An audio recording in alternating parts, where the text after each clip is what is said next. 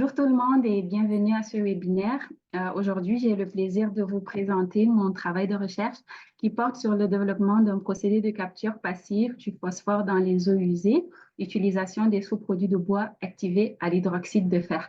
Mon projet est sous la supervision du professeur Paul Lessard à l'Université Laval et du Dr Yann Lebihan de chez Investissement Québec.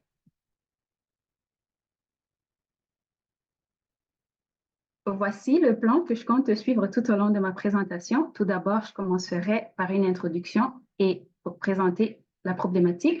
Ensuite, je vous présenterai les objectifs de ma recherche, suivi du matériel et méthode. Et dans un quatrième temps, je vous présenterai des résultats que j'ai obtenus ainsi que nous effectuerons ensemble leur discussion. Pour finir, je vais vous parler de la déphosphatation dans mes colonnes qui sont en cours et je terminerai par une conclusion et les références bibliographiques. Sans plus tarder, commençons par l'introduction et la problématique. Comme vous le savez, le phosphore en excès dans les lacs et les rivières est à l'origine de la prolifération excessive des algues, un phénomène qu'on appelle l'eutrophisation des lacs et des rivières. Et ce phénomène, comme on peut le voir sur les figures, perturbe et détériore l'environnement aquatique, affecte le tourisme récréationnel, surtout en été, durant la période estivale, et peut poser un risque pour la santé en raison des potentiels allergènes, irritants et toxiques des algues bleu-vert. Les images que vous voyez sont quelques photos des lacs et des plages aussi qui sont eutrophisées avec une prolifération excessive des algues bleu-vert. Le gouvernement du Québec a mis en place un plan d'intervention sur les algues bleu-vert qui vise à préserver les lacs et les rivières et à maintenir la concentration du phosphore sous le seuil de 0,3 mg de P par litre dans certains cas.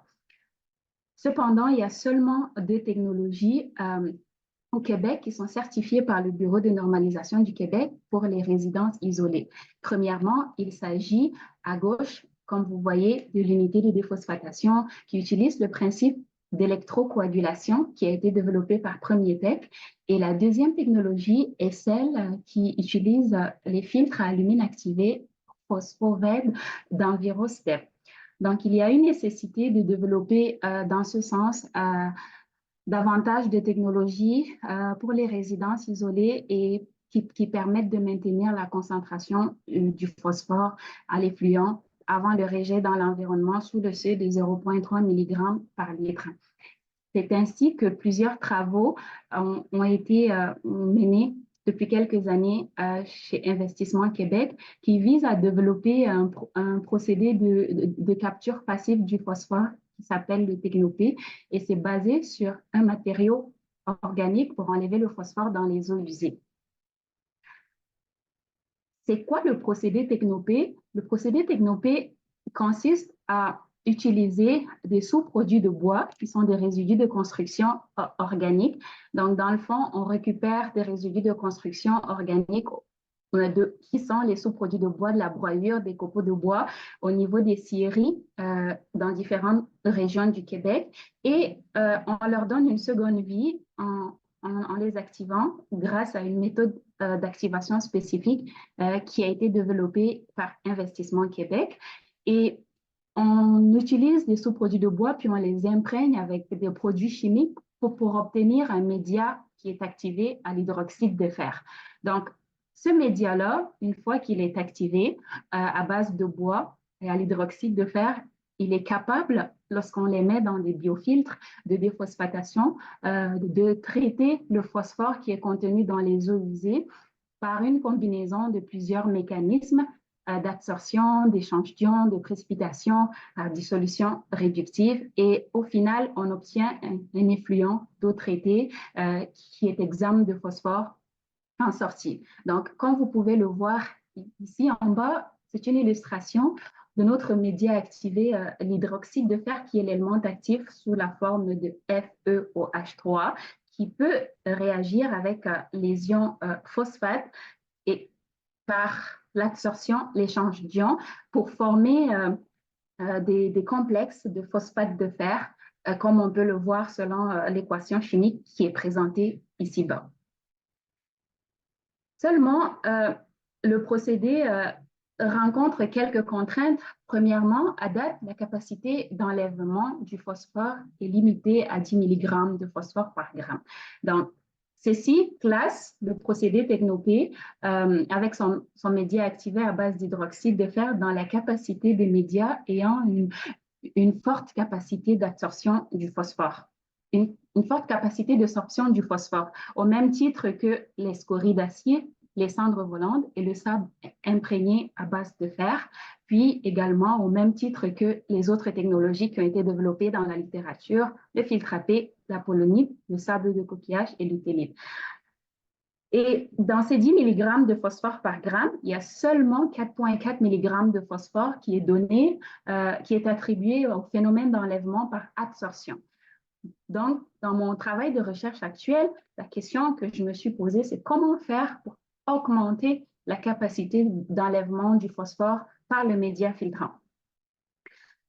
Ce qui m'amène à définir mes objectifs de recherche, qui est de développer la technologie de traitement de Technopé, qui est basée sur le matériau organique naturel qui peut être recyclé une fois saturé et qui est disponible localement pour la prise en charge du phosphore dans les eaux usées.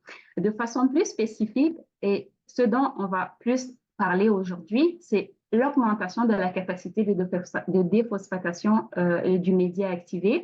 Dans un deuxième temps, c'est l'évaluation de la performance d'enlèvement simultané du phosphore et des nitrates en colonne. Donc, il y aura les résultats que je vais vous présenter, mais actuellement, les colonnes sont toujours en cours d'opération. Donc, c'est les performances d'enlèvement du phosphore que nous avons à date, que nous avons obtenues de façon simultanée pour le phosphore et pour les nitrates. Et finalement, c'est celui de comparer l'enlèvement du phosphore et des nitrates selon le type d'eau usée. Donc, on a testé une concentration qui est moins élevée, qui est typique des eaux usées municipales, donc 5 mg de phosphore par litre en entrée, et une concentration de phosphore qui est typique des eaux usées industrielles, qui est 20 mg de phosphore par litre. Pour répondre à mes objectifs, j'ai appliqué la méthodologie suivante et le matériel que j'ai utilisé est ainsi qu'il suit. Premièrement, nous avons récolté des sous-produits de bois auprès d'une scierie dans la région de Québec. Puis, une fois qu'on les a rapportés dans les locaux d'investissement Québec, on a procédé au broyage et au tamisage de 3 essences de bois. Donc, on a obtenu une essence de bois de bouleau jaune, de chêne rouge et de mélange de résineux parce qu'on veut déterminer est-ce que la capacité d'absorption du phosphore est différente selon le type d'essence de bois qu'on applique. Donc, 3 essences de bois ont été sélectionnées dans le cadre de ma recherche. Il y avait également le pin blanc et d'autres essences de bois, mais on a procédé par élimination pour retenir que les 3 essences de bois. Donc, on les a broyées, on les a tamisées pour éliminer toutes les particules qui sont très fines, qui sont inférieures à 1 mm, et également toutes les particules qui sont grossières, qui sont supérieures à 12,5 mm, et on a retenu un diamètre de particules qui est compris entre les deux. Parce que les particules fines, on le sait, peuvent contribuer au colmatage des colonnes, et les particules grossières également, quand c'est trop élevé, donc c'est pas très efficace. Donc, on a pris la gamme qui était au milieu entre 1 et 12,5 mm. Une fois qu'on les a tamisés et broyés, donc on a procédé au rinçage répétitif, à l'eau déminéralisée et au séchage à 105 degrés, et on a procédé à l'activation par une méthode spécifique à l'activation de surface à pression atmosphérique qui a été développée jusqu'ici par le GRIC, par Investissement Québec, autant pour moi. Et également, dans le cadre de ma recherche, j'ai mis en place un autre type d'activation qui est l'activation en profondeur qui utilise le principe de vide pression. Donc, ce qu'on peut voir ici, à gauche, donc on a appliqué un traitement de surface, donc à pression atmosphérique. On a testé différentes concentrations de produits chimiques de chlorure ferrique, mais également différents ratios liquides et broyures de bois et différents temps de contact. Donc, pour voir l'effet de la dose, du ratio liquide-broyure et de temps de contact sur la prise en charge du phosphore par le média. Et le dispositif que vous voyez à gauche, c'est le dispositif utilisé pour effectuer l'imprégnation de surface, tandis que ce qu'on a mis en place à droite, c'est une imprégnation en profondeur qui utilise le principe de vide-pression. Et là également, on a testé différents temps de vide, différents temps de pression et différentes doses de chlorure ferrique. Donc, pour aller en détail pour l'application d'imprégnation par vide-pression, le mécanisme consiste à appliquer dans un deuxième temps une phase de vide.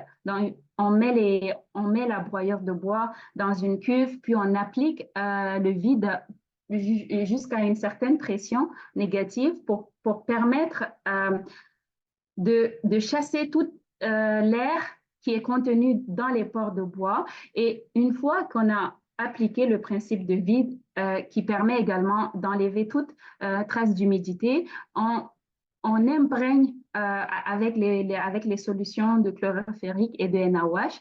Et dans un deuxième temps, on laisse l'imprégnation, pendant un certain temps et après, on applique une phase de pression pour forcer la pénétration des produits chimiques à l'intérieur des pores de bois et on obtient un bois qui est modifié ou un média qui est activé à base d'hydroxyde de fer.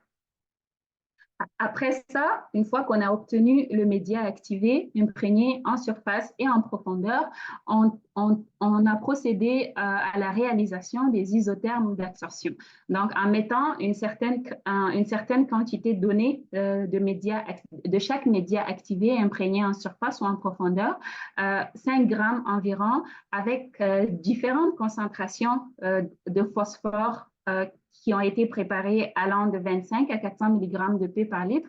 Et on les a mis dans une chambre d'incubation en contact avec un volume de 100 ml de concentration de phosphore en entrée. Puis on a laissé agiter pendant une période de 48 heures à température pièce et à 150 RPM.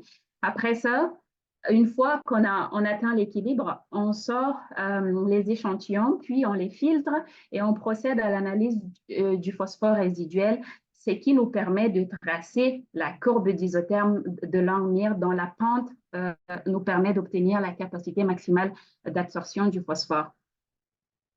En parallèle de ça, nous avons également déterminé le gain de masse avant et après activation pour chaque type d'activation en surface et en profondeur pour voir quel est l'apport supplémentaire des produits chimiques une fois qu'ils sont imprégnés sur la broyure de bois. Et on a déterminé le pH du média activé. C'est important d'avoir un pH qui est dans la plage de la neutralité parce que une fois qu'on va mettre le média activé dans les biofiltres, il y aura le développement des micro-organismes dans le pH optimum pour leur fonctionnement est entre 6 et 8. Donc, on a déterminé le pH de la broyure activée. Et pour finir, on a caractérisé les propriétés microscopiques de surface avant et après activation en utilisant une variété d'outils de caractérisation, notamment le spectre FTIR, donc le Fourier transform infrarouge pour déterminer la présence des hydroxydes de fer et d'autres groupes fonctionnels en surface du média activé. Puis on a également observé la morphologie physique de surface par microscopie électronique à balayage, le MEP, et on a déterminé la composition élémentaire du média avant et après activation par le X-ray fluorescence. Donc maintenant, passons aux résultats et discussions. Premièrement, je commence par l'imprégnation de surface. Donc, pour les 3 essences de bois, l'imprégnation de surface nous a permis d'obtenir, avec les différentes concentrations de chlorure ferrique, différents ratios et différents temps de contact, on a été capable d'arriver jusqu'à une imprégnation de 6,06 mg de P par gramme pour le bouleau jaune, tandis que pour le chêne rouge et le mélange de résineux, la capacité d'absorption est inférieure à celle du bouleau jaune, avec des concentrations de 5,78 respectivement pour le chêne rouge et 5,43 mg par gramme pour le mélange de résineux. Donc, et la différence est statistiquement significative lorsqu'on a appliqué un test statistique pour mesurer, pour voir est-ce qu'il y a une différence significative entre les essences de bois. Effectivement, on voit que selon l'essence de bois utilisée, la capacité d'absorption maximale n'est pas la même. Et j'ajoute également que les 3 capacités maximales d'absorption du phosphore qu'on a obtenues est supérieure à ce qui a été réalisé jusqu'à date, donc les travaux précédents qui étaient de 4,4 mg de phosphore par gramme. Donc ici, c'est en testant des concentrations allant de 400 à 25 mg de phosphore en entrée. Donc, des tests sont présentement en cours pour tester des concentrations encore plus grandes pour voir quelle est la capacité, à quel point la capacité maximale d'absorption du phosphore va encore évoluer, donc en testant des concentrations au-delà de 400 mg de phosphore par litre.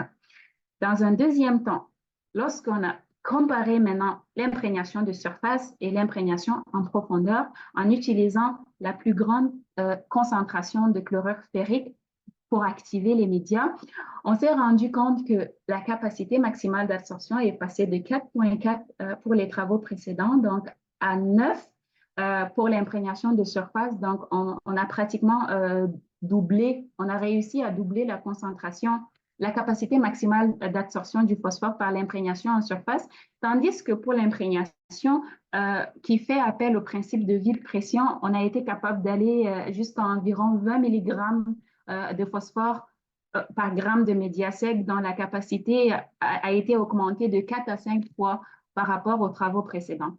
Donc ici, on peut conclure que l'imprégnation qui fait appel au principe de vide pression permet d'obtenir des capacités d'absorption du phosphore beaucoup plus élevées que l'imprégnation de surface à pression atmosphérique et qui ne permet pas d'avoir plus de produits chimiques à l'intérieur des pores du bois.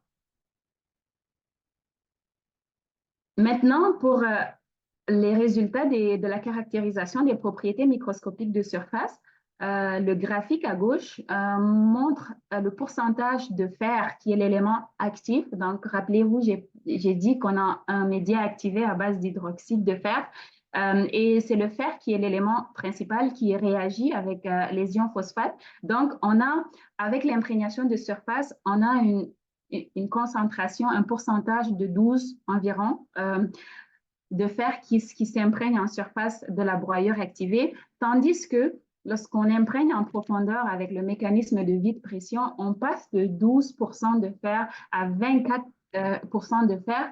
Et ce pourcentage-là, selon qu'on augmente le temps de pression, donc il augmente également. Par exemple, lorsqu'on a testé 4 heures de pression, on a eu 18% de fer qui est imprégné en profondeur sur la broyure activée, tandis que si on augmente le temps de pression jusqu'à 14 heures, on réussit à obtenir 24% de fer qui est imprégné sur le média activé. Donc, on peut déjà voir ici, s'agissant de la teneur en fer qui s'imprègne dans le média, ici également l'imprégnation par vide pression que nous avons mis en place permet d'obtenir 2 fois plus de fer sur le média activé comparé à l'imprégnation en surface. Ici, c'est une image qui permet de comparer de façon visuelle, d'observer le média juste avant l'application. Une fois qu'on a mis en contact avec le chlorure ferrique pendant un certain temps avant de passer à l'étape d'imprégnation avec le NaOH. Donc, on peut voir que pour l'imprégnation de surface, il n'y a pas beaucoup de chlorure ferrique qui s'est imprégné sur la broyure de bois. On peut voir que la couleur est jaune pâle, tandis que pour l'imprégnation qui fait appel au principe de vide pression sur l'image de droite, on peut voir ici que les copeaux de la broyure de bois est imprégnée en profondeur et la coloration est beaucoup plus foncée que celle de l'image de gauche qui a consisté à l'imprégnation en surface. Par ailleurs, Ici, c'est les résultats de l'observation par microscopie électronique à balayage de la surface du média avant activation. Donc, on a la broyure avant activation. La première image de gauche, c'est seulement la matrice de bois qu'on peut voir, que vous pouvez remarquer. Au milieu, c'est une fois on a procédé à l'activation et qu'on a obtenu un média qui est imprégné à l'hydroxyde de fer. Donc, on a de l'hydroxyde de fer qui est imprégné en surface que vous pouvez voir sur l'image du milieu. Tout au long de la surface, euh, tout au long de la surface de la broyure activée, donc on peut voir une couche d'hydroxyde de fer qui recouvre complètement la broyure. Et pour finir, après les tests d'absorption, on a fait une caractérisation, une observation microscopique par microscope électronique à balayage pour le média activé après absorption du phosphore. Et là, on peut voir que l'image qu'on obtient, c'est des liaisons entre les ions phosphate et le fer dans des phosphates de fer, qui est semblable à ce qui est rencontré dans la littérature, donc qui démontre que le phosphore s'est absorbé sur la surface du média activé. Et pour finir, nous avons fait le spectre FTIR, le Fourier Transform infrarouge, qui permet de... C'est comme une sorte de signature qui permet de déterminer quelles sont les liaisons, les molécules, les liaisons qu'on a pour chaque média avant et après activation. La courbe en vert que vous voyez, c'est celle du média activé. Donc, avant les tests d'absorption avec le phosphore, on peut voir qu'on a des liaisons OH, donc dans la matrice du média activé, donc qui est attribué à l'hydroxyde de fer. Donc, on a le FeOH, c'est le OH qu'on retrouve. Et on a également des liaisons hydrogène et oxygène au niveau de 1000, dans le nombre d'ondes environ 1636 cm-1. Et on a des liaisons entre Fe et O. Dans le FeOH pour l'hydroxyde de fer, on a ça autour de 579 cm-1. Maintenant, lorsqu'on fait le test d'absorption, on met en contact une certaine quantité de concentration de phosphore avec le média activé. Et une fois on atteint un équilibre de 24 heures, on a caractérisé également par FTIR le média activé après absorption du phosphore. Et vous voyez qu'en plus des autres pics qui sont remarqués à 3300 pour la liaison OH, à 1636 environ pour la liaison HOH et à 580 pour la liaison FeO. Il y a une nouvelle liaison qui apparaît, qui est attribuable à la présence de phosphore qui s'est absorbé sur le média activé et qui a été pris en charge donc par le média activé. On a un pic qui apparaît comparé à la courbe qui est verte. Donc, on a un nouveau pic qui apparaît autour de 1022 cm-1 qui est attribuable au phosphore. Actuellement, le média activé, une fois que on a réussi à augmenter la capacité d'absorption du phosphore et on a démontré que l'imprégnation de vide pression a permis une prise en charge plus élevée que l'imprégnation de surface à pression atmosphérique. Maintenant, on est passé à la deuxième phase. Donc, ça, c'était des isothermes, des essais en batch. On veut voir c'est quoi la longévité du média et c'est quoi la capacité de prise en charge du phosphore lorsqu'on les met dans des colonnes de biofiltration et lorsqu'on fait le suivi des paramètres physico-chimiques en entrée pendant une certaine période de temps. Donc, actuellement, les biofiltres sont en cours d'opération. On a testé 6 biofiltres d'opération, donc nommés de C1, dans la colonne C1 jusqu'à la colonne C6, avec différentes variables d'opération. Donc, on a testé 5 mg de phosphore en entrée, qui est typique des eaux usées municipales, dans certaines colonnes, tandis que pour d'autres, on a testé des concentrations qui sont beaucoup plus grandes, donc de 20 mg, qui est typique des eaux usées industrielles. Et on veut également tester l'effet des nitrates. Est-ce qu'une dénitrification simultanée à la déphosphatation dans les biofiltres permet est-ce que ça a un impact négatif sur les performances d'enlèvement du phosphore ou non. Donc là, il y a certaines colonnes où on a ajouté, on a dopé avec, avec du nitrate sous forme de nitrate de potassium à une concentration de 20 mg pour les colonnes C3 à C5, de 20 mg par litre de NNO3. Et les colonnes que vous voyez à droite sont le montage expérimental avec un diamètre de 15 cm et 1 mètre de hauteur de garnissage, une charge hydraulique appliquée de 100 et 200 litres par mètre carré par jour. Et on a testé également différentes granulométries. Dans certaines colonnes, on a pris une granulométrie qui est plus fine, donc de 1 à 6 mm, tandis que pour d'autres colonnes, on a pris le double de la granulométrie, de 2 à 12,5, pour voir également est-ce que la granulométrie a un effet sur la performance d'enlèvement du phosphore. Et finalement, on a testé dans certaines colonnes la broyure qui est activée sur la grande roue, à pression atmosphérique, donc une imprégnation de surface. Et dans les autres colonnes, on a mis donc la broyure qui est activée sous vide pression, donc en profondeur, pour voir également l'effet du type d'activation sur les performances en colonne des biofiltrations. Donc, actuellement, ça fait une période de 8 mois environ que les colonnes sont en opération et les résultats qu'on obtient sont très prometteurs. Donc, le graphique que vous voyez présente la performance d'enlèvement du phosphore pour les différentes variables d'opération et dans les différentes colonnes de C1 à C6. Quelles que soient les conditions qu'on applique, que ce soit la présence des nitrates dans certaines colonnes comparée à la non-présence des nitrates dans d'autres, ou que ce soit encore le type de granulométrie fine et grossière qu'on a appliqué pour comparer, et finalement que ce soit une concentration plus faible de phosphore et une concentration plus élevée de phosphore, 5 versus 20 mg de phosphore par litre, on obtient des performances qui sont supérieures à 99% d'enlèvement pour toutes les colonnes.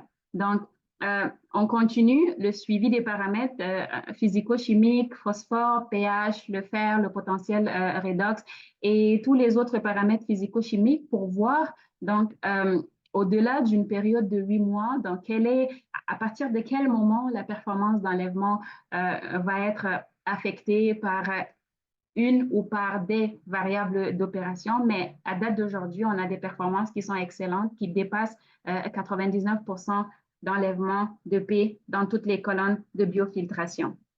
Donc, en guise de conclusion, dans ce travail, on a démontré que la capacité maximale d'absorption du phosphore diffère selon l'essence de bois testé. Donc, on a vu que pour le bouleau jaune, c'était supérieur au chêne rouge et c'était également, le chêne rouge est supérieur au mélange de résineux.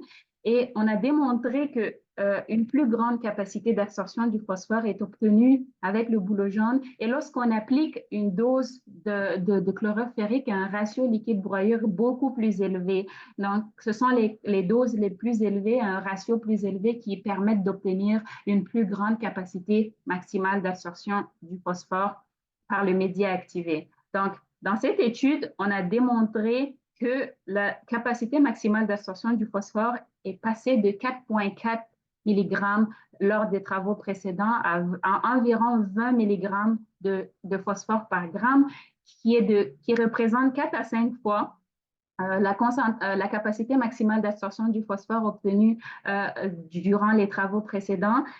Et ça, c'est grâce à l'imprégnation par vide pression qui permet une plus grande pénétration des agents actifs à l'intérieur des pores de bois et par la suite qui permettent d'enlever une plus grande capacité d'absorption, qui permettent d'enlever une plus grande quantité de phosphore lorsqu'on les met en contact pendant un certain temps.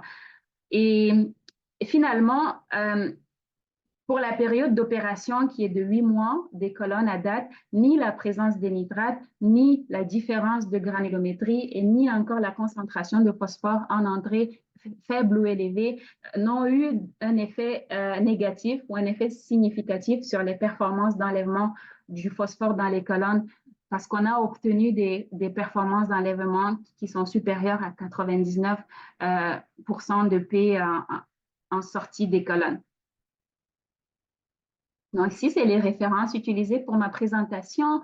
J'aimerais remercier Investissement Québec, où j'effectue mes travaux de recherche, et tous les membres de l'équipe qui me soutiennent dans la réalisation de mon projet.